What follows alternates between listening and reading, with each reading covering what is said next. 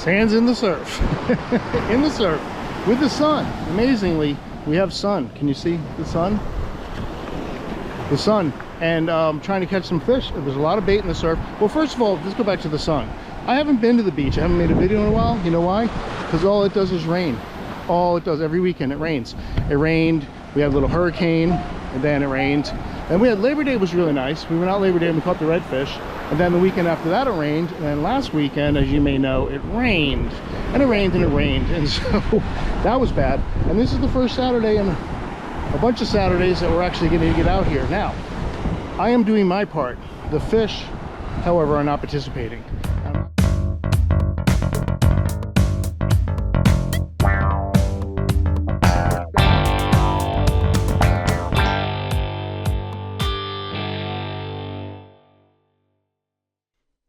Well, thank you very much. Hey, they always tell me I'm supposed to ask you guys to like, subscribe, and comment. So if you've never subscribed, I never do it, but go ahead and do it. If you want to buy some merch, check out the merch shop.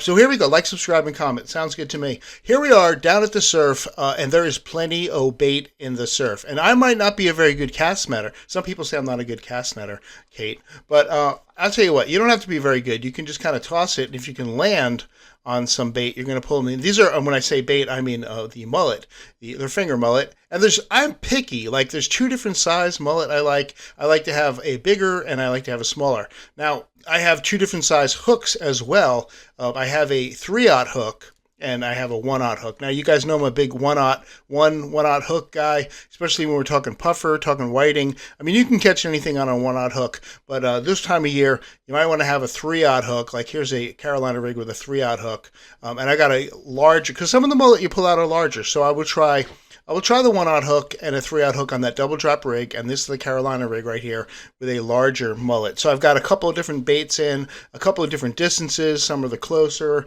some are further away. And I'm just out there, and the osprey's out there, and I'm happy to see an osprey. But most times I'm just kind of sitting there waiting to get a hit. The bluefish come around, and then they leave, and they come around and leave. So you could be sitting for a while and not get anything, like here where I pull up the bait, and I just find that my fish has been hit. He got a bite on him right there. Look, I saw it move, but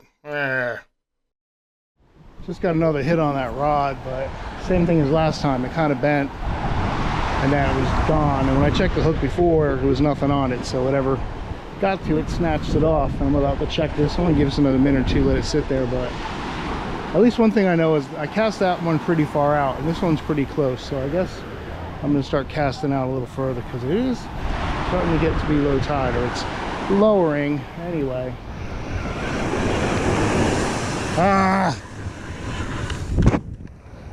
Got my line.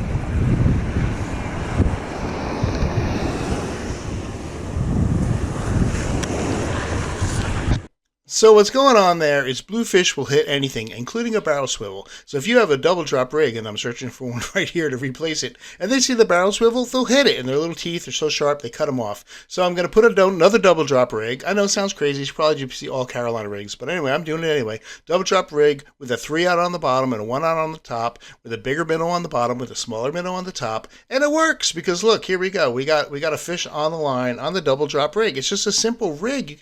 You can pick them up for $1.50. You don't have to have the fancy steel ones, just get the regular leader ones and just maybe have a bead on them for some, it's really just an attractant.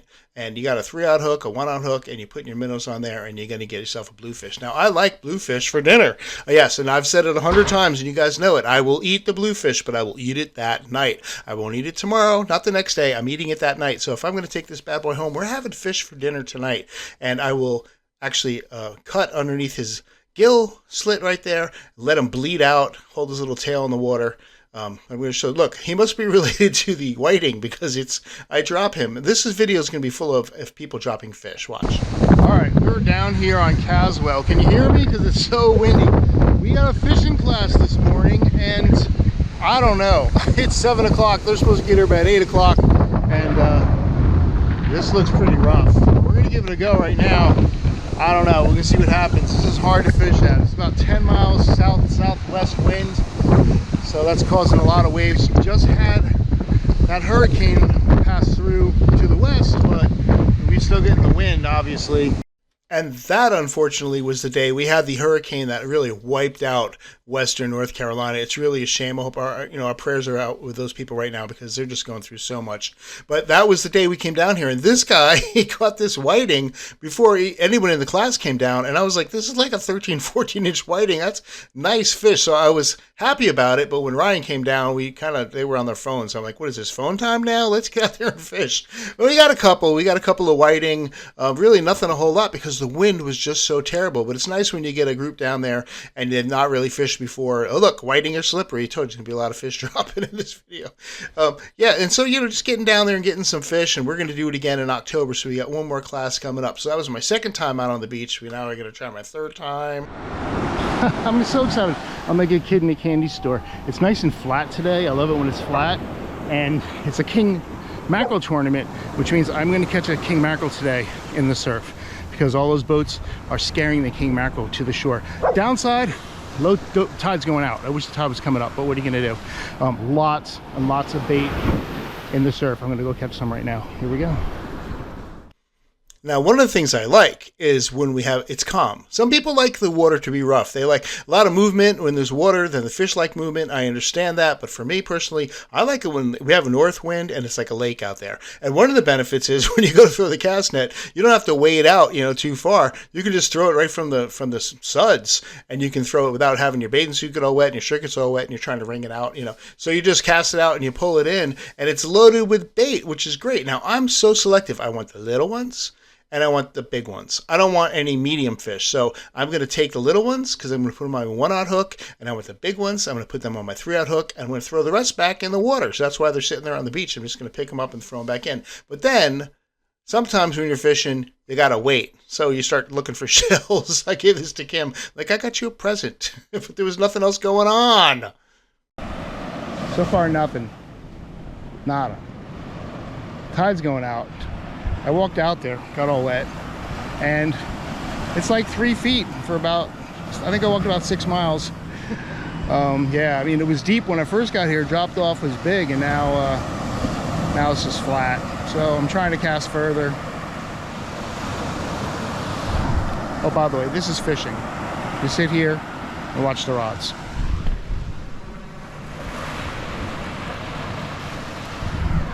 That's what I do a good chunk of my life. Sit here and watch rods. Back to watching the rods. I really should have done more with my life.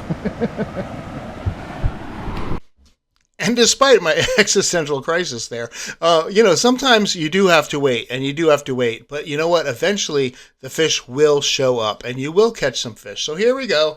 I got a fish on the line, and I'm reeling him in. And you know what it's going to be? A nice, big, chunky bluefish right here. Now, yeah, did I have to wait a little while? And you know what? I'm fishing in low tide. So, yeah, I did have to wait a little while, and I had to cast out farther because it's low tide. At high tide, oh, look, I dropped him. I told you there's going to be a lot of fish dropping in this video.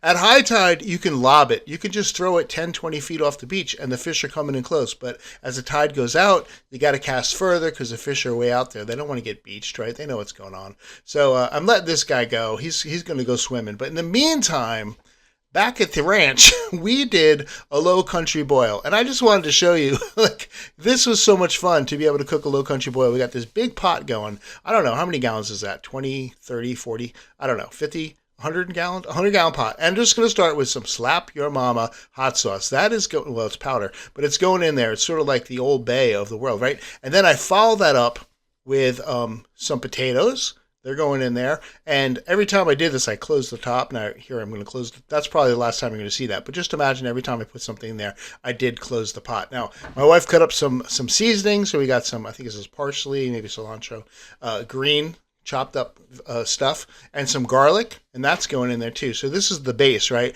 We got the Slap Your Mama, we got some garlic, we got some parsley, we got the greens going in there, some herbs, and some lemon, and we threw a couple. I'm just going to show you one going in there, but we threw a couple of lemons in there, a couple of onions, a couple more onions than that. We threw a bunch of onions in there, and that's all going to simmer and get really nice and hot and start to boil. So we got what? We got kielbasa, sausage, sausage, kielbasa is going in the pot. I don't know what it's called. So kielbasa, it's going in the pot, and we got a couple of bags full of it. It's already pre-cut, and so that's going in there. And believe me, this pot is a boil. Like I mentioned, we did put the cap on each time in between these. So now the corn's going in.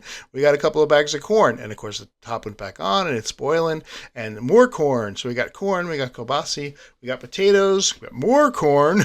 I hope you like corn, people. And it's all in that slap your mama sauce, right? So the top goes back on. We're boiling this thing up. Boil, boil, boil. Now, we got some live crabs. So they're going in the pot. Now, you figure live crabs are going to take 15, 20 minutes to cook, right? So we got some live ones going, and we have some pre-boiled ones ahead of us. So we're going to start with the live ones that we just got out of the trap today. So they're all going in. This guy's a feisty guy. Oh, he wants to fight me. But you're going in the pot. I don't care what they say. So we got the crabs, the kielbasa, the corn. We got the potatoes, and what else? Clams. We went clamming. Mike took Kim clamming, and Kim is vicious when it comes to clamming. She will clam until she has a million clams, and then I'm like, we have so many clams. And some of these clams were real big, like surf clams, so like clam chowder type clams. But I watched them all before that. They're going in there. How about some crawfish? I happen to love crawfish, so here's a bag of frozen crawfish going in there, and of course that's going to calm my water down a bit. So, the top went back on, but we keep it going. Now, you can see this is starting getting to the top, right? So I got to use my ladle here, start pushing those little crawfish down so they go under the water.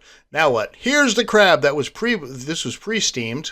Mike had brought this over. He got some in his crab trap. He steamed them and brought them over. So they didn't need as much time as the live crabs that were in there. So we pushed those down to the bottom. And you're probably thinking, wow, what else can you possibly add? Well, how about some shrimp? Now, shrimp only takes like a couple of minutes. So this is the very end of the pot here. We're going to get these little shrimp in there. And once they're ready, in about 3 minutes, this whole thing's going to be ready to go. So push those shrimp down in there. And we are ready to pull this thing out and to eat it, and it looks like yummy delicious. I know you want some, right? So that, my friends, is how we make a low country boil. Serve this bad boy up.